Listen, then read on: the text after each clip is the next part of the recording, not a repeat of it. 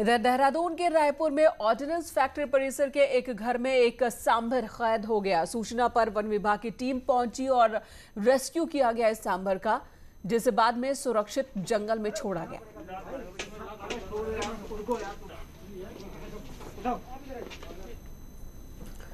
इधर बढ़ती गर्मी के बीच चंपावत जिले के पर्वतीय क्षेत्रों में रिमझिम बारिश हुई और बारिश होने से जंगल में लगी आग की घटनाओं पर अब उम्मीद की जा रही है कि रोक लग सकेगी। साथ ही इलाके में हो रही पानी की किल्लत से भी लोगों को राहत मिलेगी।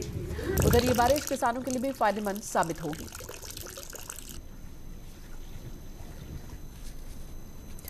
और कोरोना संक्रमण बढ़ते ही नैनीताल के बाजारों में भी कोविड जांच तेज कर दी गई है। स्वास्थ्य विभाग और जिला प्रशासन की टीम हर दुकान से कम एक व्यक्ति का सैंपल ले रही है। रैंडम टेस्टिंग यहां हो रही है। अगर कोई पॉजिटिव पाया जा रहा है तो उसे तो आइसोलेट किया ही जा रहा है। बाकी दूसरे लोगों में संक्रमण को फैलने से रोका जा सके, इसके लिए और भी कदम उठाए जा रहे हैं। सभा के सामने सैंपलिंग हो रही है और हम खुद जाके सभी व्यापारियों को व्यापार मंडल के संग मिलके सबको बुला रहे हैं ताकि हर दुकान से एक व्यक्ति आ जाए।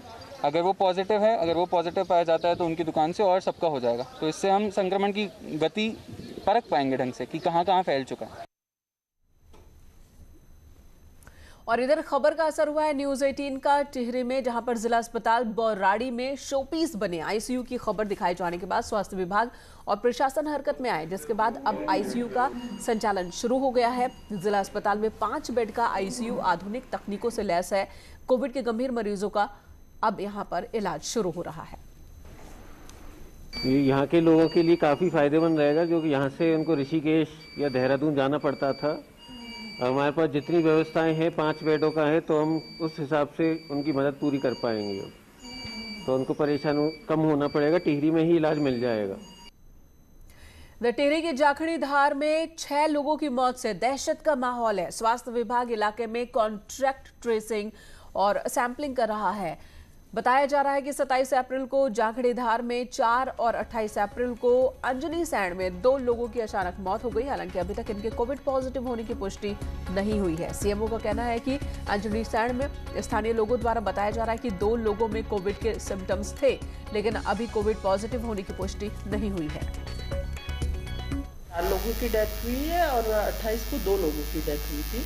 4 लोगों को तो कोई सिम्टम्स भी नहीं थे, ना उनका टेस्ट हुआ था। 2 लोगों की जिनकी डेथ हुई उनको थोड़े सिम्टम्स बताए गए थे, लेकिन वो तब तक आए नहीं थे।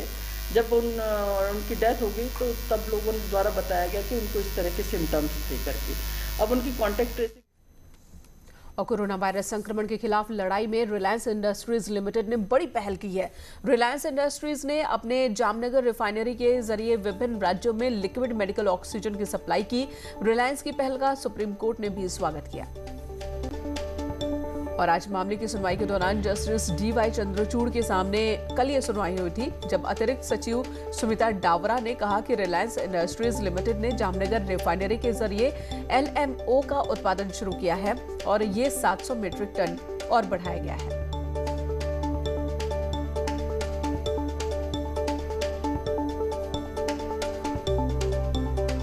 तो आपको बता दें कि पहले ही रिलायंस इंडस्ट्रीज की ओर से ये ऐलान किया गया था कि कोविड के दौर में जब पूरे देश को मेडिकल ऑक्सीजन की जरूरत है तो 700 मीट्रिक टन ऑक्सीजन की सप्लाई मुफ्त करने की बात कही गई थी, जिसको लेकर सुप्रीम कोर्ट ने भी सराहना की है। और भारत की सबसे बड़ी कंपनी रिलायंस इंडस्ट्रीज के चौथी तिमाही के शानदार नतीजे सामने आए और इस तिमाही में कंपनी का मुनाफा 13,227 करोड़ रुपए रहा, जो पिछले साल इसी तिमाही से 2 गुना है। पिछले साल इस तिमाही में मुनाफा 6,348 करोड़ रुपए था। वित्त वर्ष 2021 की चौथी तिमाही में रिलायंस की कंसोलिडेट आय 1.5 लाख करोड़ रुपए से ज्यादा रही, जो पिछली तिमाही से 24.9% ज्यादा है। रिलायंस इंडस्ट्रीज के चेयरमैन मुकेश अंबानी ने नतीजों पर खुशी जताई और कहा कि चौथी तिमाही में पेट्रोलियम और केमिकल कारोबार के साथ ही रिटेल कारोबार में भी मजबूत रिकवरी देखने को मिली है। इस दौरान कंपनी के डिटेल कारोबार में भी बढ़ोतरी हुई है। डिजिटल कारोबार में चौथी तिमाही में कंपनी के ऑयल टू केमिकल कारोबार की आय में तीसरी तिमाही के आधार पर 2.6% की बढ़ोतरी देखने को मिली है।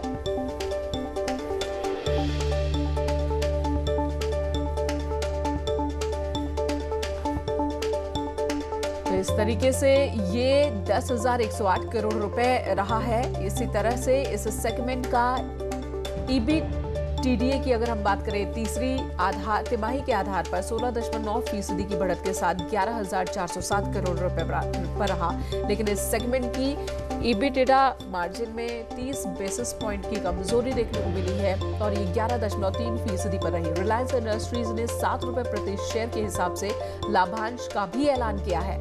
इस साल कंपनी के शेयर में अभी तक 2% की बढ़ोतरी देखने को मिली है, जबकि पिछले साल एक साल में इस शेयर में 39.4% की बढ़ोतरी देखने को मिली थी। रिलायंस की डिजिटल सर्विस से आय 3,000 करोड़ रुपए से बढ़कर 22,628 करोड़ रुपए हुई है, जबकि रिटेल बिजनेस में आय 41,296 करोड़ रुपए हुई। इसके अलावा जियो का नेट मुनाफा 3,508 करोड़ रुपए है, जो पिछले साल के मुकाबले 47% ज्यादा है। चौथी तिमाही में जियो की आय 18,278 करोड़ रुपए हुई है। RIL चेयरमैन मुकेश अंबानी ने कहा है कि जियो का हाई स्पीड इंटरनेट कोरोना काल में भारतीयों के लिए बहुत काम आ रहा है। मुकेश अंबानी के मुताबिक जियो के हाई स्पीड इंटरनेट की वजह से वर्क फ्रॉम होम और ऑनलाइन पढ़ाई में कोई दिक्कत नहीं आई। इसके अलावा रिलायंस ने कोरोना काल में 75,000 नई नौकरियां भी दी हैं।